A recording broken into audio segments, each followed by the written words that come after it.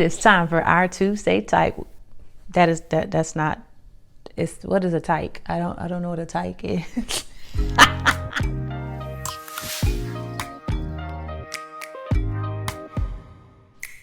Hey y'all, welcome back to New Woman Web TV, where it is here. We do keep you in the how to be a new you. Happy Tuesday to you. Welcome back to our Tuesday talk, where we are currently in our success series. We are talking about how to get ready to do the doggone thing. Yes, it is time for us to be prepped to walk in purpose. And it is my personal belief that the next season of our lives, and I'm not talking about, when you hear in church, and the next season's like 2 seasons. No, I'm talking about from summer to fall. We are going to be graced with such opportunity for us to really walk in purpose, walk in opportunity, walk in destiny. So we are committed to helping you guys get there. Okay. So without further ado, let's go ahead and get into the key that I want to give you guys today. It is going to be coming from Psalms 37:5, where it says, "Commit thy way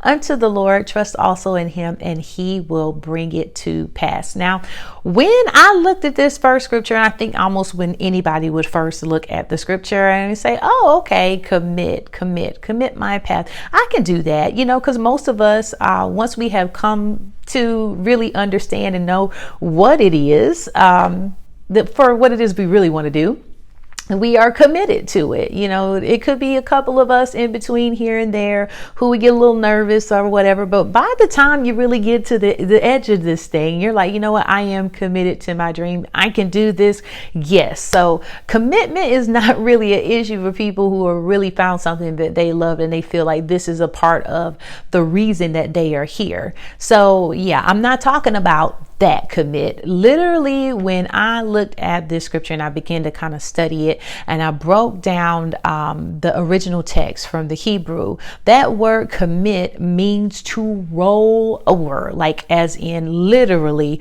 rolling over a rock, a boulder, a stone, whatever you want to call it. And so when I was looking at this, I'm just like, okay, how is this going to bring me to a place of success? What does rolling or kicking a rock have to do with me being successful? And so these are the 3 points that I want to bring to you, or these are the 3 perspectives that you want to take a look at when it comes to being successful and rolling your dreams over to God. One is that, let me point this out.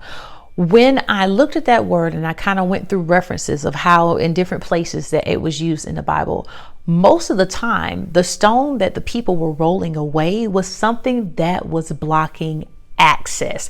And yes, access is very important. Most of the time, there are thousands of people that have talents, that can sing, that can dance, that can act, they can write, they can do a lot of things just like the average other superstar that you would see can do. But the main thing is that they lack access. They lack the opportunity. They lack the door to get in. And, access goes 2 ways. And when God requires us to roll this thing over to him, one, it is so that we can gain access or attain a certain level of access, but to allow things in. But it also gives us the ability to push things out. The thing that's going to make you great is going to come from the inside. And if it is always blocked because you're holding on to it so tight, the things that we have a passion for, that we love a lot, we tend to hold on very tightly. But if we can't let it go and learn how to loosen our grip on it, it is also going to be the same thing that is going to block your creativity from coming out, as well as your opportunity for access to come in. Okay. So that's, first things first, that's that. The second thing is that too, when you think about something rolling, if you think about a boulder or a ball or, anything like that, when you think of it rolling, literally the definition of roll is something that is, turning over and over on the same axis, going in a specific direction. And when we are, close to something again, when we're really close to something, it's hard for us to get it out of our hands. We only see one side of it, and we see it so up close that it's like you can only see one thing. I mean, let's be honest, most of us who have started a business, started a ministry, started a whatever that your dream is, you saw the end result. You saw the vision, the thing that said, oh yeah, this is what I want to do.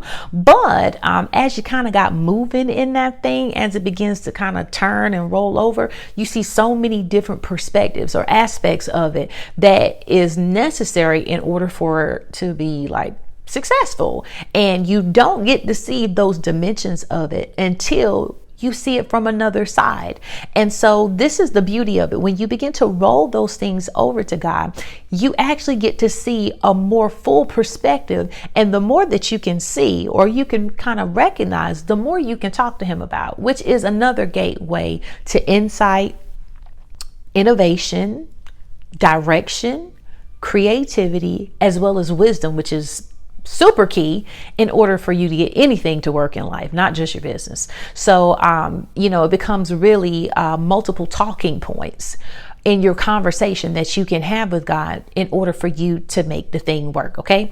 Now, last but not least, when you roll things over to God, you lighten your load. And let me kind of delve into this a little bit. There's different levels of work when it comes to building your dream. Now, there is the physical work that you're going to be doing, whether that's writing, being somewhere, having to go somewhere, just working, and generally physically. And then you're going to have your emotional work. I'm sorry, this is not emotion. This is your brain. You're going to have your emotional work.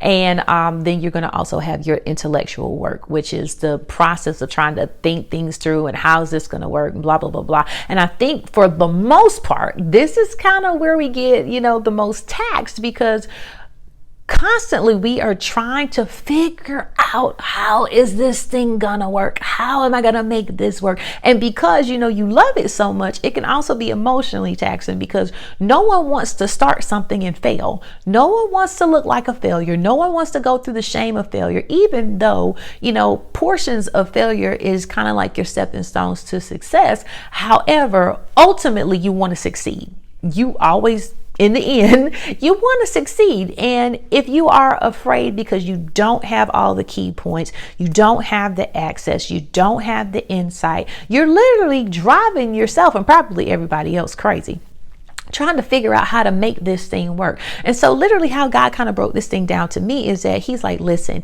if you roll this thing over to me and you gather the talking points that you need to have to kind of give this to me, trust me with it, I'll do the work for you. Now, this does not mean that your business is going to fall out of the sky. Your dreams are going to fall out of the sky. That's not what I'm talking about.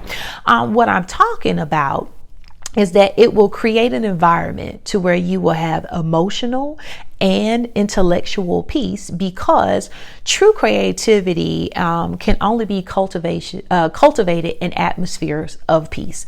Whether you are a minister or a pastor and you are looking what word to give your people, you're not going to get it when your mind is 50,000 places, because you're thinking on it, your focus is on it so hard, and it's just right here in your face, and you've not given the opportunity for God to speak to you about it because your head is going bonkers on the inside, or you're so stressed about it that now it's created anxiety, or you're halfway depressed because it's not coming together the way you want it to come together. When those two things are eliminated, God can give you everything it is that you need in order to make it work. And then the physical aspect of it, it is going to, it's going to work easier. Let me say that. Now, I'm not saying that you're not going to have, early mornings and late nights. That is not what I am saying, because being an entrepreneur, being a person who walks in your dream, a person that walks in your purpose, that takes work. It takes a lot of effort. It does. But when you have those other areas that are kind of combed through already, it takes so much of the stress out that depletes your energy in order for you to get it done. It kind of wipes that out. Okay. So those are the things that I wanted to give you guys this week for your success series. I'm going to wrap up and I'm going to reiterate. One, you want to be able to roll that thing over to God. You want to give it to Him because you want a two-way access point so things can flow in and out and the door of opportunity will be open to you. Two, you want to make sure that you are giving it to God simply so you do not work yourself to death and you don't tire yourself out, and you have room for creativity, room for innovation, and you lighten up your own load. And then three, you want to make sure that you can see it from multiple angles, multiple facets. So there's always room for improvement if you can see it from more than one way. Okay. Well, that is all I have to say. I am done. My 10 minutes is up. But I always again want to encourage you guys that you can be that person that you have always dreamed of being, and you can definitely be that person that God has created and destined for you to be. I am Nadia Corinne. Make sure that you come back and join us next Tuesday for our Tuesday Talk, as we are going to be continuing in our success series. And also stay tuned for some new coming segments that I think you guys are going to be super, super excited about. I know I am. But you have a beautiful day. Have a wonderful week, and we're going to see you again very soon.